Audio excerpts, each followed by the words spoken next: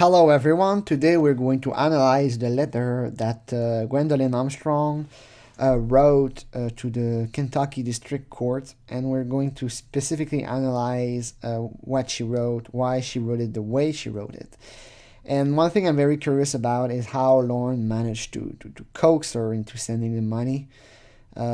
Gwendolyn Armstrong, or Linda Armstrong, that's her middle name. I'm not sure why she's taking her middle name. It's maybe she doesn't like her first name. I don't know. But at the time of writing this in 2011, she worked minimum wages pretty much all of her life, and pretty much no minimum wages offers pension plan, at least none that I know. And she always did odd jobs. She never actually worked one job for a while. She did all kind of stuff. I know she's been a cashier. She's worked for sewing, and she was working for a transportation company doing some clerk work. But pretty much she did a job all of her life. She moves a lot, and the house that she's in right now is rented. Like, I really don't understand. I didn't even know you could rent a house. But anyway, she's not a person with a lot of money, and she actually sent $350 while she was on Social Security, and I feel this was quite a sizable amount of money. I've theorized that Gwendolyn was sending money to Lorne when he was in Nashville. It makes sense. So she's been providing for him for a good while now. If I had to bet, I would bet that she still gives money to Lorne every month today, to this date, just so he won't starve and die and all that. He works for Clark's Mill, but not full time. He doesn't work all that much. I'm starting to get the feeling that Lorne doesn't work for Clark's Milk anymore. They just keep him as an employee so he can satisfy the conditions of his probation, basically. But anyway, I want to analyze the letter that she wrote. I was Googling a little bit around to see how much she paid. They talk about $1,180, and I was like looking a little bit at it. Like, how much does it get? Stub and mailing, consider the average. The average was 1,100. The maximum would be 2,000, but the worker would need to earn the maximal taxable amount, currently 106,000. I really don't think she was earning that much. I think no, of course she wasn't earning that much, especially not on Social Security. I know you gotta contribute in the U.S. You got the minimum, I think. So we can pretty much say, given her situation, that she probably earned around $1,000 a month, probably in 2011. It's a bit higher since then, but that's not a lot of money. I don't know if you try to live with $1,000. Here we go. Let's do the calculator. She was 67 in 2007. I think she did at 70. Quick calculator. I'm going to do the quick calculator. The date of birth. So she was 67 in 2007. So she was born in 1940. Earning in the current year, that's about $20,000 when she retired. That's about how much she did in a year. So she was earning around, $1,200. Oh, wait, not even. $1,100. So she doesn't make. Oh, wait a minute. I fucked up. She was born in 50, not 70, not 40. My apologies. So she was. No, actually, I was right, but that was a couple years ago. So she made about $1,000 a month. She has to pay rent, food, electricity, housing, clothes, medication, perhaps. So $350, that's a big chunk of money. That's 35% of her monthly income. I know, as again, she doesn't have any pension plan or anything. She was working very small job. You know, the kind of job where you don't have an employer's pension plan. It's not like you work for the government or you don't work for a big corporation. She was working for very small businesses, local businesses in Skowhegan, Maine. So how did Lorne manage to convince her to send so much money to a random court halfway over the country? My belief is that Lorne used emotional manipulation. He's a very skilled manipulator, and we saw a lot of it in his interview with Chris and during the court document. But I believe that Lorne is an even stronger manipulator than we give him credit for. I think that if we could listen to that private conversation with his mother, you would see that Lorne probably made some suicide threats. And that's probably one way he got her to send that check. He said, like, if I cannot sue NBC, I'm going to kill myself. I believe he did that to his own mother so she would send the money. That's money that's wasted, you know.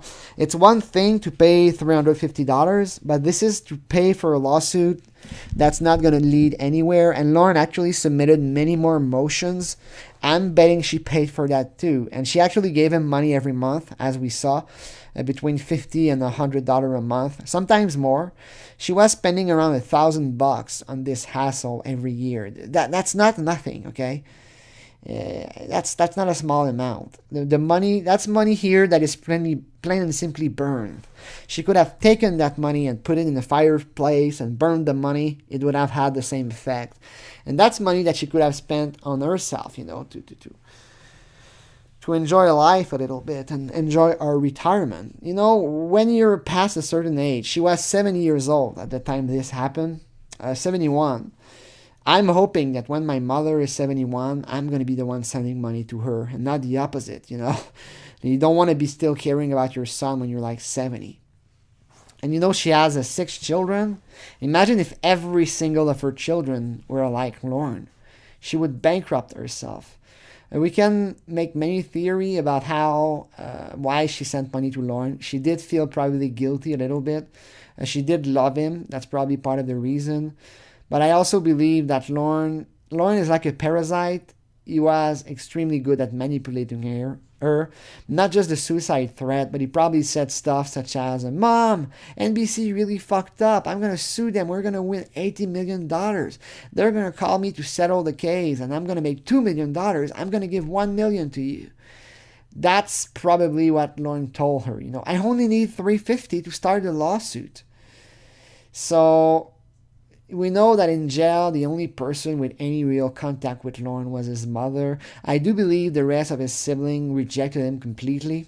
He's become somewhat of a black sheep, a stain on an already stained family, you know, a stain on an unstained family.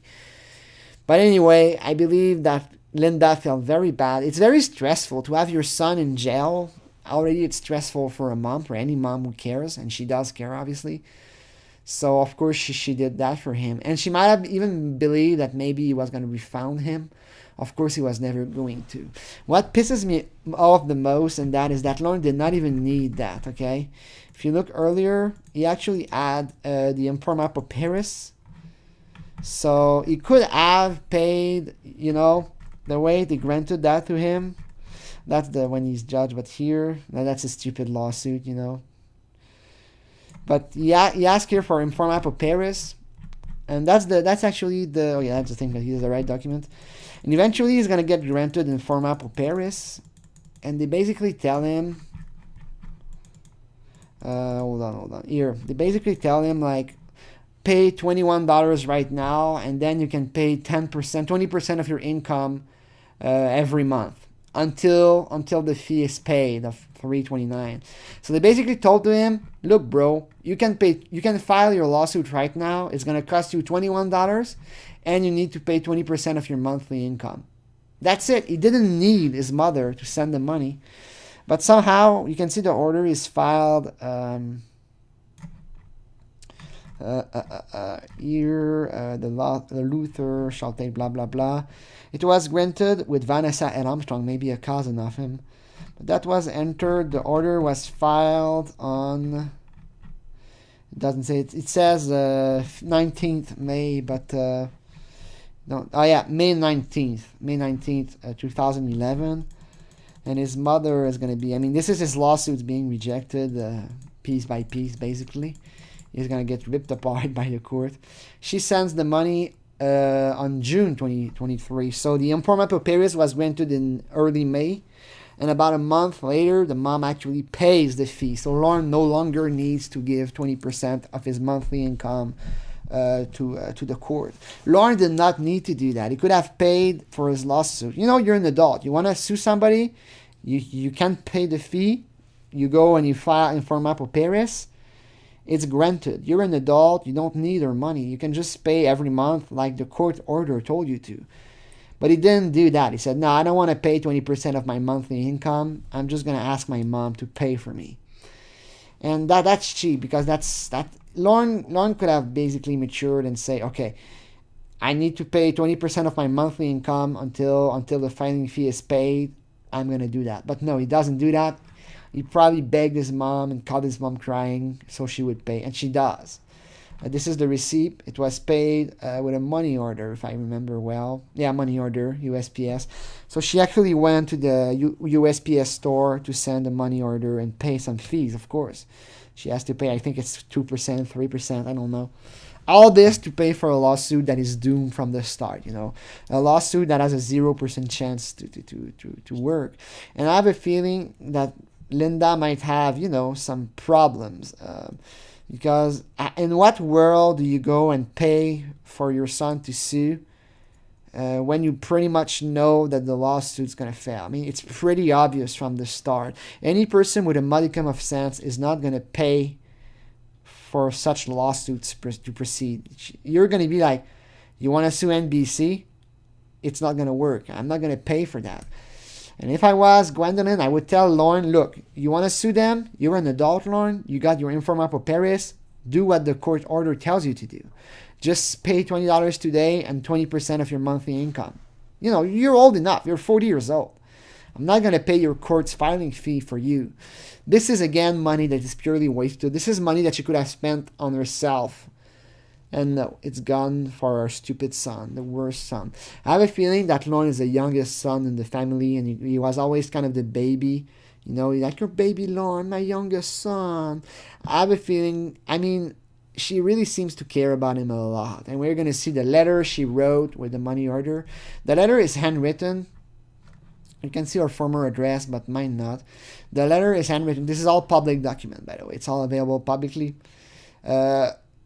She's sending a letter from Maine to Kentucky, and she handwrites it. It's kind of weird. Can we agree with that she could have written with a computer? It's 2011. There are computers everywhere. But she probably doesn't know how to use a computer. She's probably too afraid to even turn on a computer, let alone use it to print a letter. But it's super simple. You can go to a cafe. You can ask at the library. The letter is handwritten, and even the paper is kind of weird. It's a kind of very old paper. It doesn't look like a standard rule sheet, line sheet. It looks like some kind of very special paper that you buy from a store. It's kind of like a tablet. A tablet. That's what it looks like. But anyway, the way she writes, you can see some small mental problems. It's a very fluid handwriting, but the letters are kind of skewed and compressed, showing a diminishment of her mental capacities. She probably learned to write in cursive like that. Very rough education to learn to write like that, and for it to remain like that for so long. Like, I learned cursive. I never write cursive anymore because I know how to write cursive, but I don't see the point of writing cursive when I can write pretty much as fast with detached letter. Like, honestly, let's face it, we don't write much anymore. We don't handwrite much anymore. But I actually do. I write a couple pages a day, plenty of projects, and it's always non-cursive. Because cursive, it's not even much faster to write cursive than detached letter, and it's just much more annoying to write cursive, I feel. So now I write probably a couple pages a day, never in cursive. It's not even much faster. I would say it's maybe 5% faster. But for some reason, she always wrote cursive, so she really learned it, and she's old, and she sticks to it. It makes it kind of hard to read sometimes. I can tell just looking at the letter, this was a letter that was hard to write. It's not the kind of letter that you want to write as a mother. She actually, you can see here it's very hard to decipher, but I've done it for you. It says United States District Court, and you can see how she writes over the line. It seems, the writing kind of goes down a little bit. This is a letter that she did not want to write, obviously. It's not, she applies herself for it to be readable, but it's not beautiful. It's not like good in writing. It's not clear. She just want to get it done. It's like pulling a tooth, pulling a tooth from your mouth. Very standard, very like the T are very, very very, very similar, the loops, but the T marks are kind of over the place. She doesn't miss a single dot on the I, so she learned probably some kind of very strict school. Maybe religious, where she got beaten. Like, you forgot to put a dot on your I. You know, that's what it screams to me. It screams old style, and it screams pain. Look at how she's all over the line. She wanted to get done with it ASAP.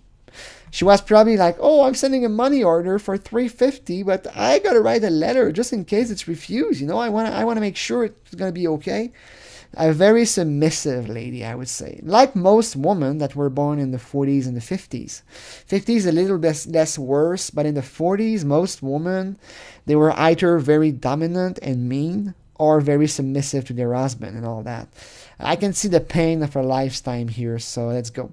To whom it may concern. Very informal writing. I sent, look at how it's messy all over the lines. I would say some early loss of mental capacities right now. She's still probably able to bake her pot pie, but she struggles, you know. She's struggling like, is it 1 cup? Did I put 1 cup or 2? Oh! I sent this money order to LLCC, Luther's Lockett Correctional Complex, and when my son, Lorne L. Armstrong, I sent this money order to LLC when my son, or where my son, Lorne, look at how she makes those L. It's so classic, you know, Lorne.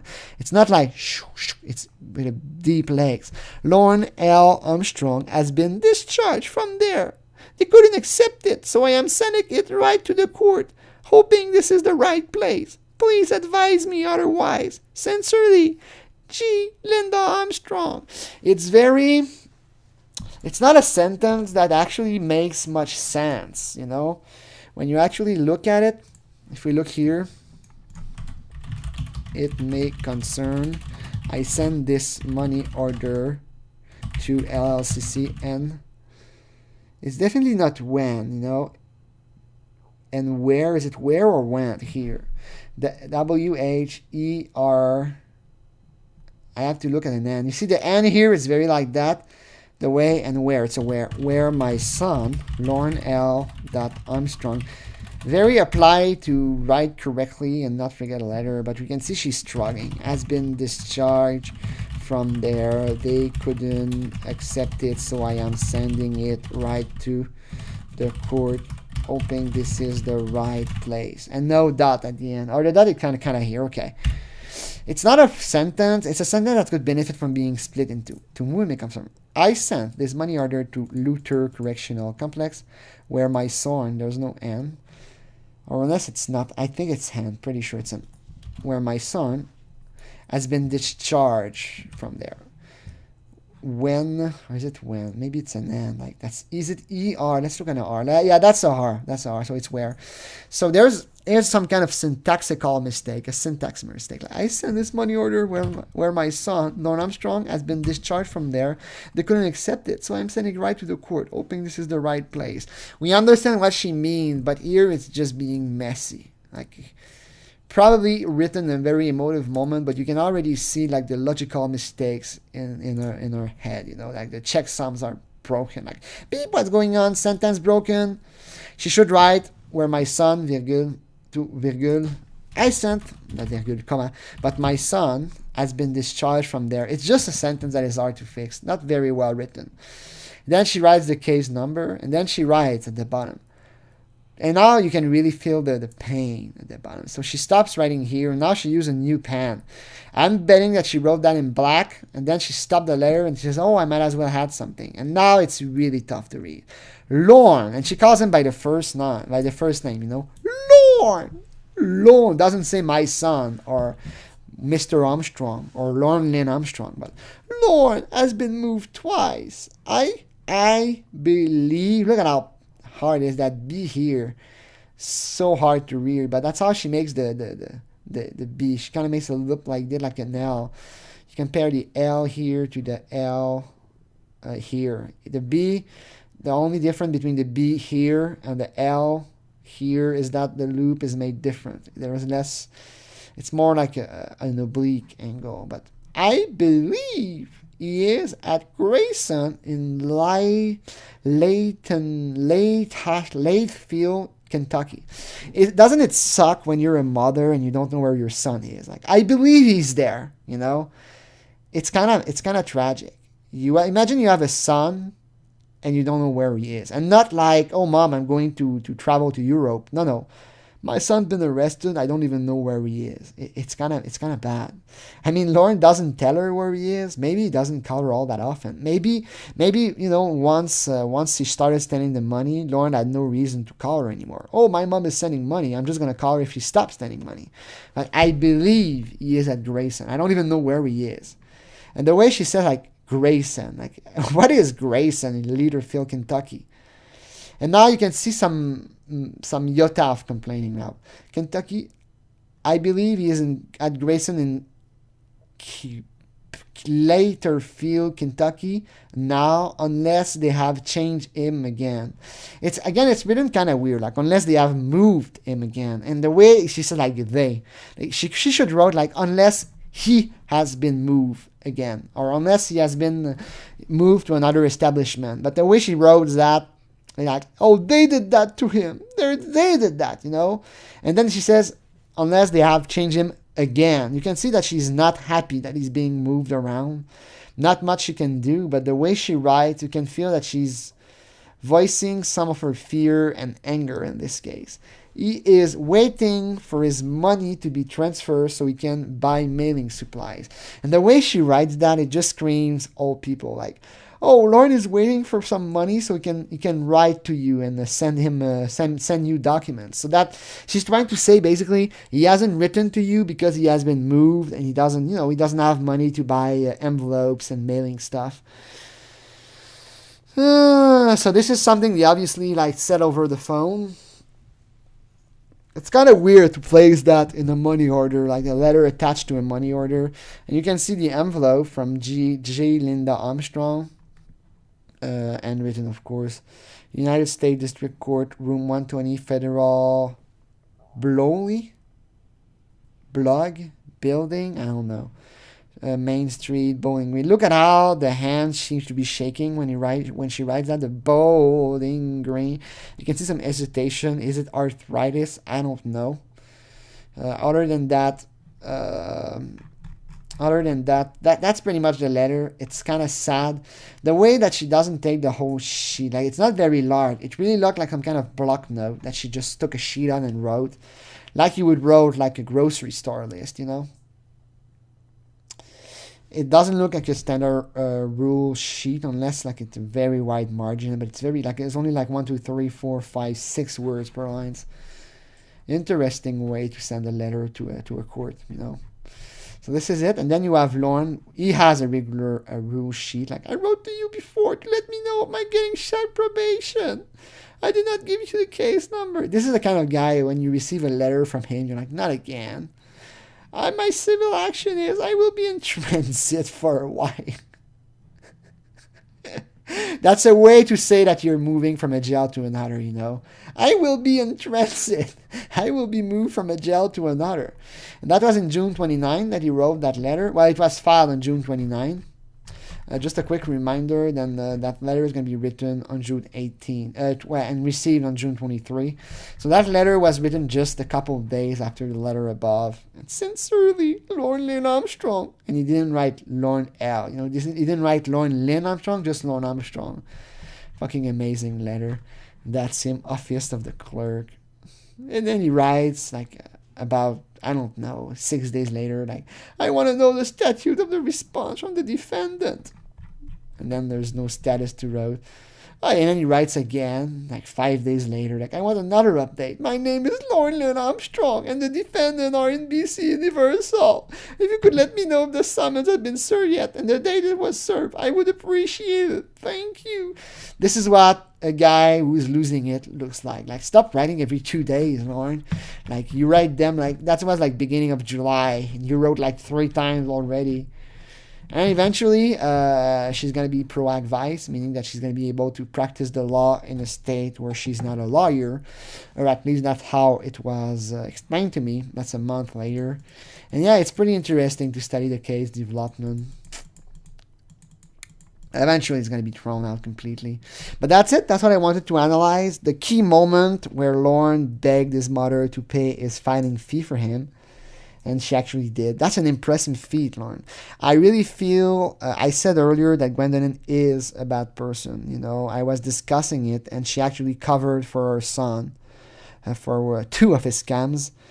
She's a fraudster. She did steal money. We won't lie. Gwendolyn Armstrong stole money from a car mechanic. And also during the Durango Mango scam, she covered for Lorne Armstrong. So she's an accomplice. As far as I'm concerned, she's an accomplice in Lorne Armstrong's scam. But after I read that, I realized that Lorne was very likely scamming his own mother. He was stealing money from her. He was manipulating her so she would pay the filing fee for her and all that. And Lorne, you're really a piece of shit. To steal from your own mom at 40 after she did all that for you. You don't give a shit, do you? Don't give a damn about her. I'm sure you didn't refund her. I'm sure that right now you're working at Clark's Milk. I'm sure that you never gave her a fucking penny of your money. You're a fucking asshole, Lorne.